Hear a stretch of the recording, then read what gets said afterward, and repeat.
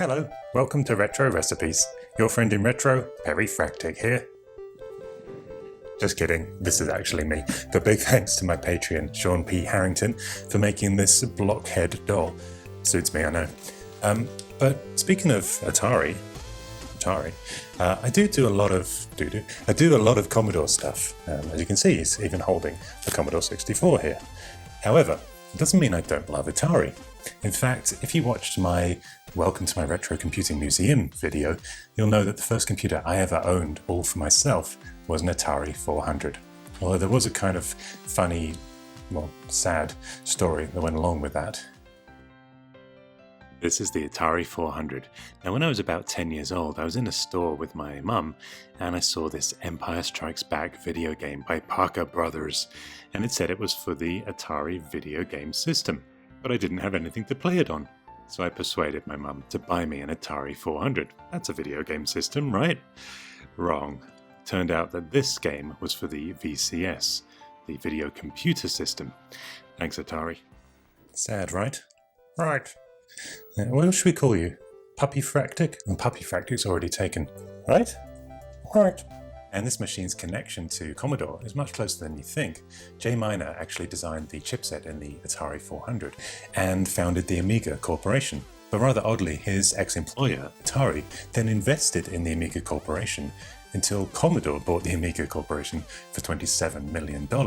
Then Jack Tramiel, who just quit as the boss of Commodore, bought Atari.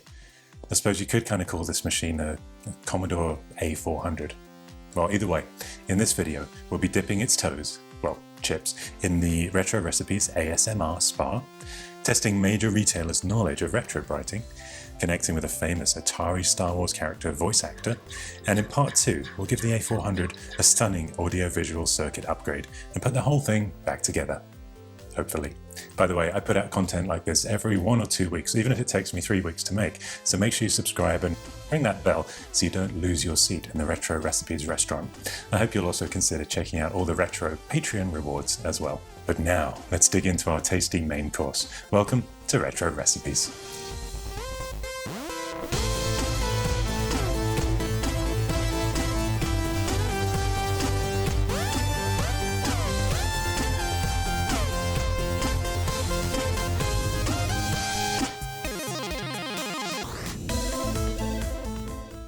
The Atari 800. Sorry, the Atari 800. And of course, the Atari 400. Amazing to actually still find these machines on Amazon, appropriately priced at $400. And I just love the retro styling of this machine. It looked like it was from the future, even in the past. It's not in bad condition at all, although there is some discoloration on the case here. And of course, it had a whopping 4 joystick ports. And those feet are going to have to go. Look what they've done to my desk. Ew.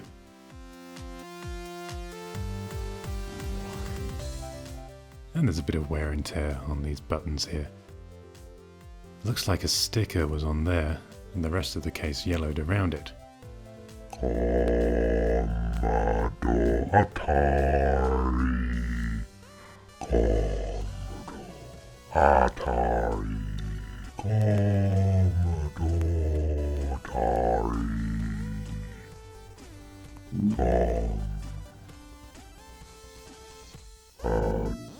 Commodore Atari. Don't worry, they're just playing, which is what we should do.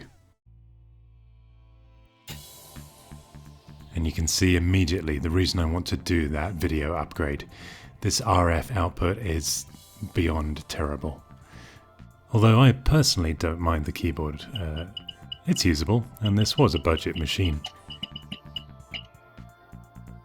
I did consider doing one of these keyboard upgrades, but I really felt on a balance that it just spoils the clean lines of this machine.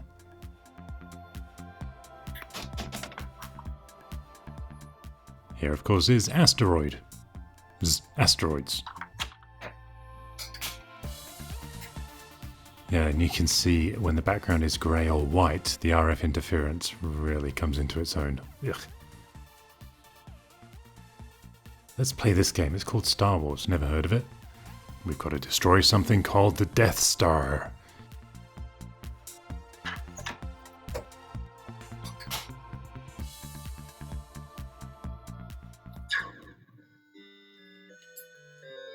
And of course, unlike the Atari cockpit video game, the Atari 400 version didn't do speech. That's impossible, even for an Atari. That was the voice of my friend and friend of the channel, David Ankrum, who voiced Wedge Antilles in Star Wars Episode 4, A New Hope. Thanks for flying by, Wedgie.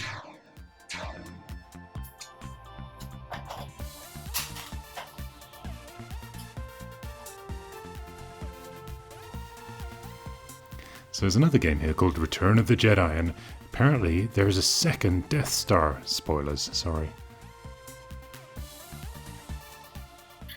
Ooh, always gets me.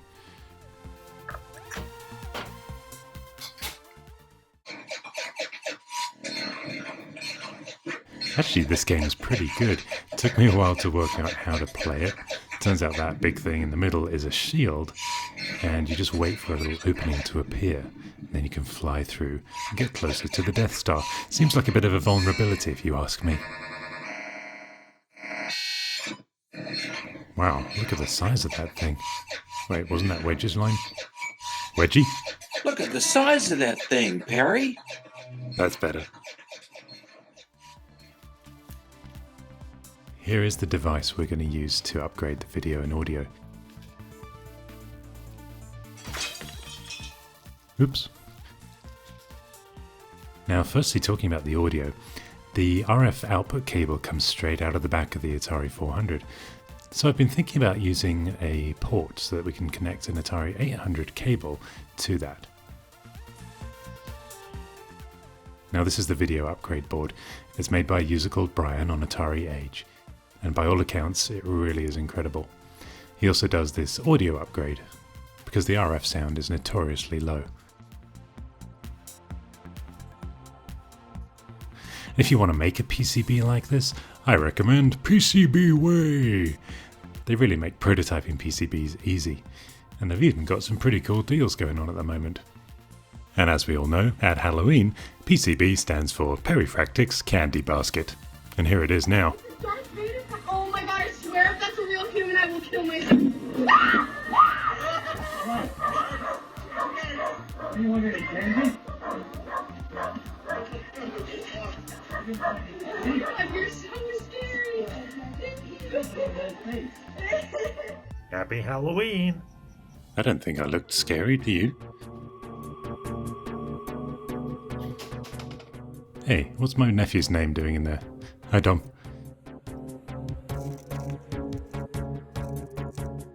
Alright, let's get unscrewing. Looks like Puppy Fractix had a go at this screwdriver. That's not all she had a go at. Naughty dog. I punished her by giving her a treat and a belly rub.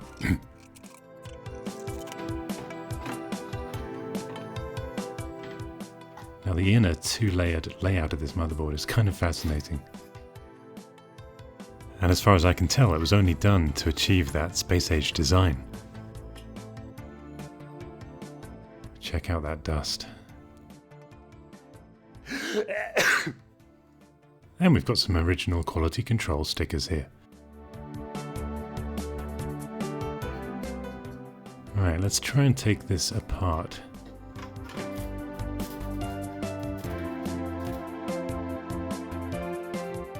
So this is the RF cable.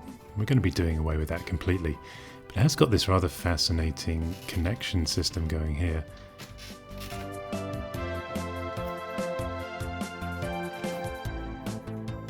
But it is very nicely wound around these custom-built poles, so that you can't pull it out of the PCB, which is exactly what I'm going to do. And then it just unplugs from the upper board here. I think we can put that on Craigslist.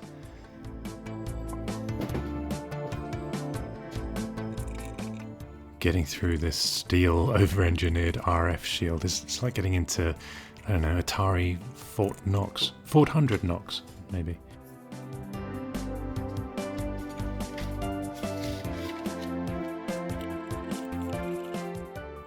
And then this upper board sort of sits on the top here, connected to these very tall pins.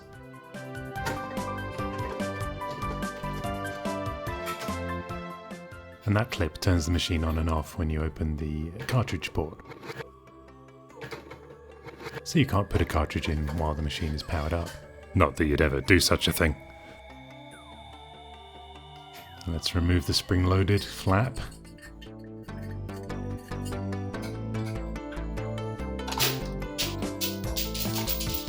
Whoa.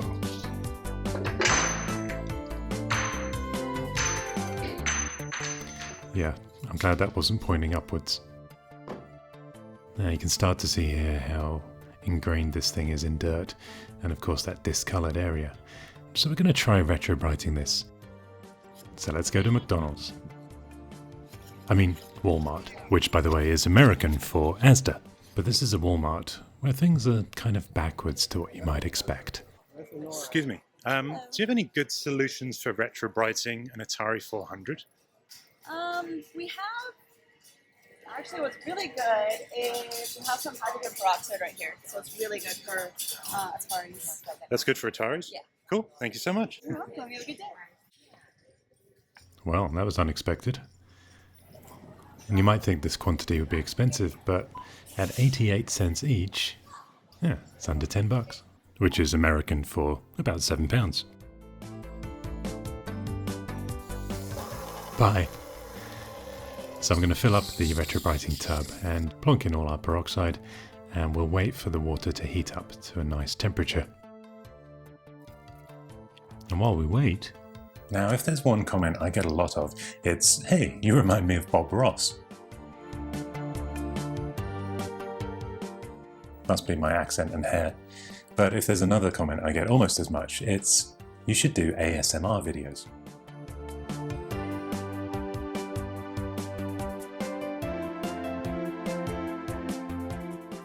Now, as you may know, ASMR is basically those lovely tingles down the back of your neck that you get, and it's induced by certain audio-visual triggers. Some of those triggers include just tapping on things, brushing, or someone just talking in a really soft-spoken voice. If only I knew someone who had one of those. Well, anyway, we're going to be dipping our toes in the waters of this idea, as we give this Atari 400 some much-deserved pampering after 35 years of hard work, as it dips its toes, or ports, in the Retro Recipes ASMR spa.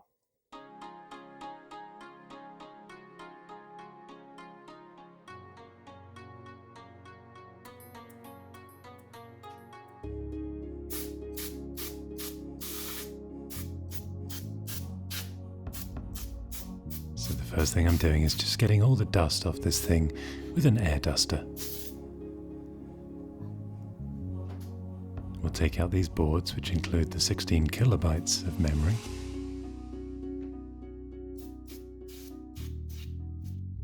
And we'll start giving it the brushing it deserves.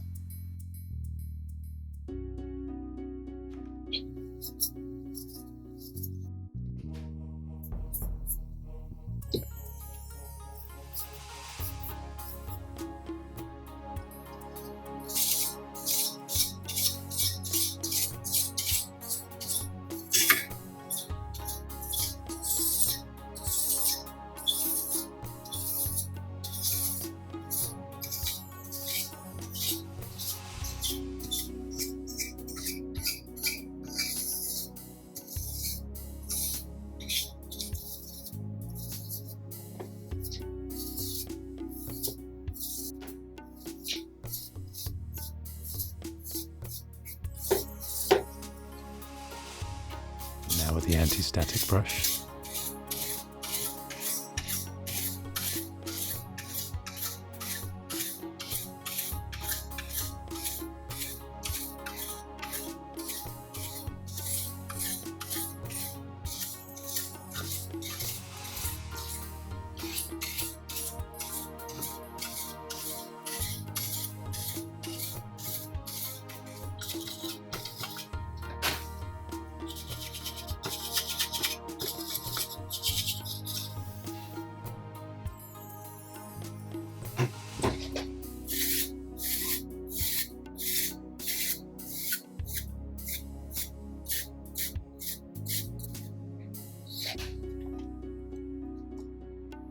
Let's give those contacts a good clean up after all these years.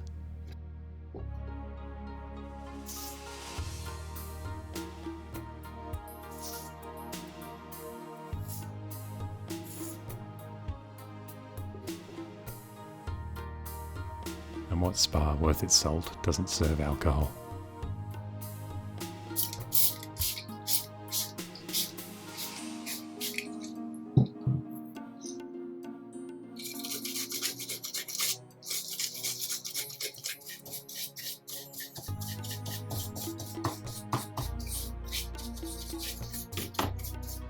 And now for a nice rub down.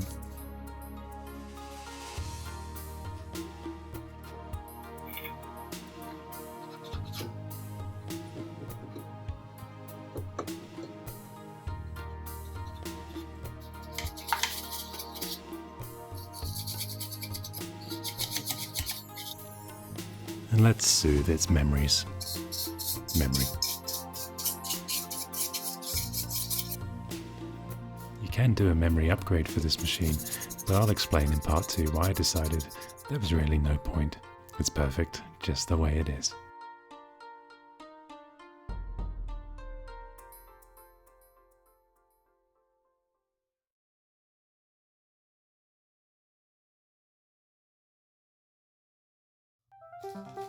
As part of any refurb worth its salt, it's necessary to recap the board.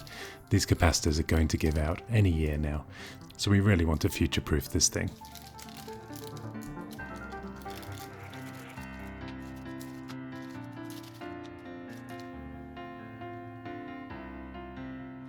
But first, let's give the upstairs board a clean up as well.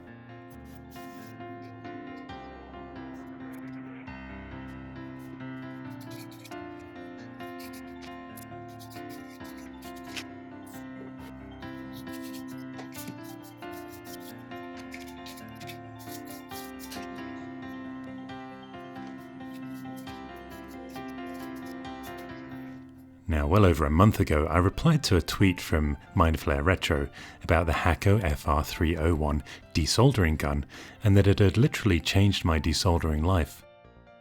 That was no exaggeration. Well, that's not relaxing. I'm just going to show you a little bit of what it can do. It doesn't have a big vacuum base taking up valuable desk space.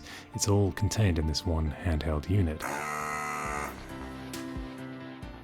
And the power is incredible.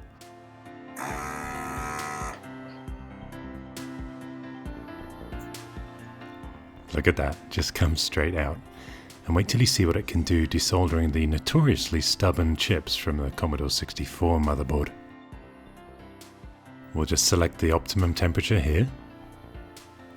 Make sure our solder reservoir is empty. Locked and loaded. We can even change the tip while it's hot with this handy gadget that comes with it. Alright, I think we're good to go. Watch this.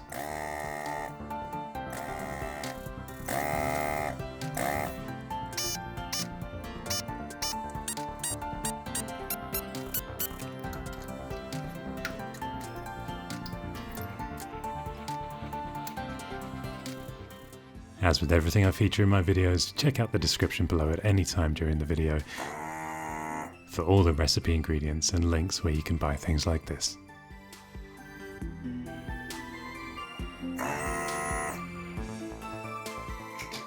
Although I should add, I bought this device after doing my own research with my own money on Amazon. I wasn't paid for this review, I'm just kind of in love with the product, even if they are a bit noisy.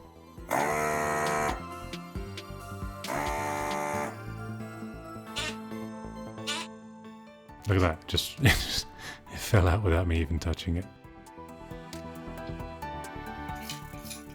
So we'll clean up underneath where those capacitors were.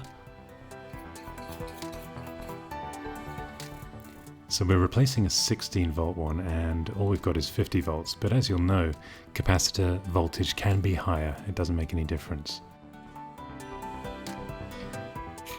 Whoops. But there's one problem, this is a radial capacitor and it's replacing an axial one. Radials point upwards, axials point sideways. But there is a little trick you can do if you want to keep it in the axial position. You can just bend this over and then solder an extra piece of leg or pin onto the end of there to create two nice long legs. But in this case it's not going to be necessary.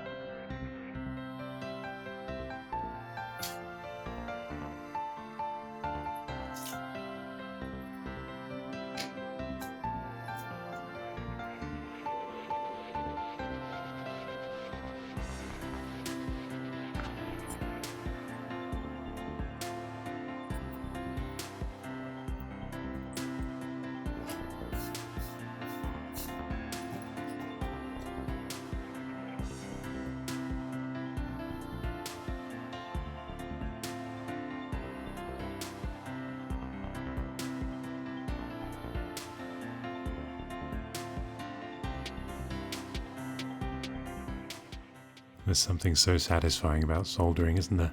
Sometimes I just try and find things to solder that don't even really need it. Puppy, come here!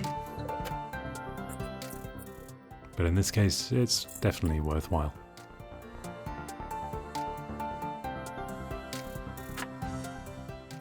Ah, yes, we've got a bit of a problem here. This one is not long enough.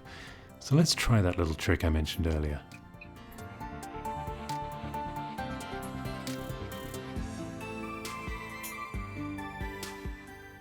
I'm going to steal the leg off a smaller capacitor.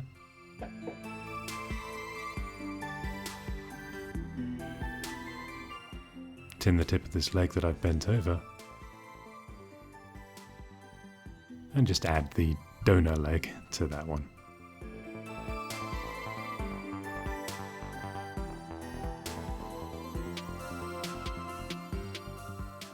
There, a perfect strong transplant.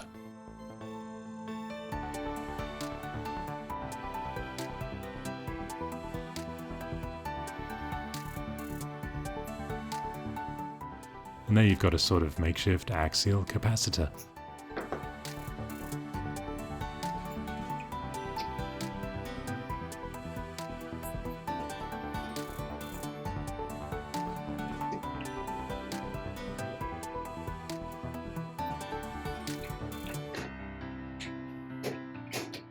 Wait a minute, it's popped up again. Just kidding. I realised the leg still wasn't long enough to go in there, but the bit that I'd added enabled it to go in the vertical position. I just wanted to get on with this job, so I put it in like that so it didn't feel like the odd one out. You've got to look after these capacitors' feelings.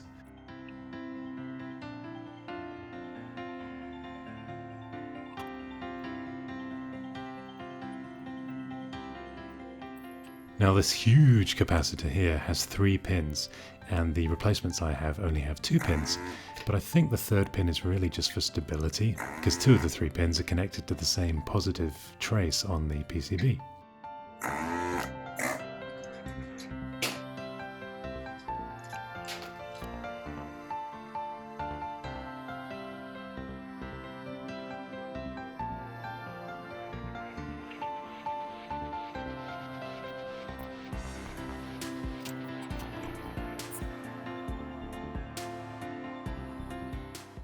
And we'll fill in this empty hole now. It should work just the same, if not better.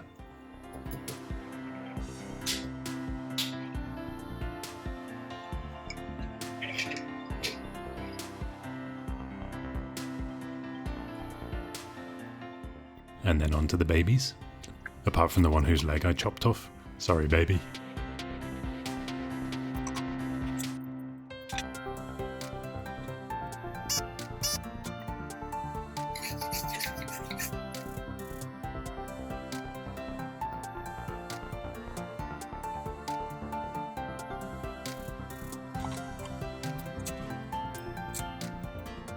And then of course that RF plug is still in there. and I'm essentially eliminating the RF option. So let's just tidy this up for the heck of it and remove that plug as well. We'll just hold it on there to let it melt all the solder. And then engage vacuum.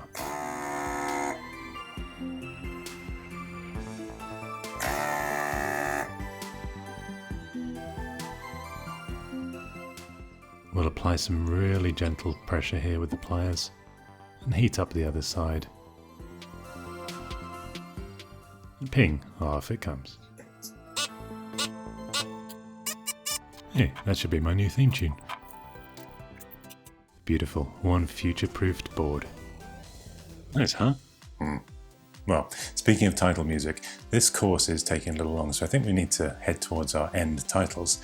But join me for dessert in part 2, where we're going to start retrobriting that case to some surprising results, test another major retailer's knowledge, check back in with Wedgie, and do that all-important audio-video hack. Speaking of hacks, don't forget to subscribe to him. And him. Comment below, and cheerio. Cheerio. Hey, that's my line.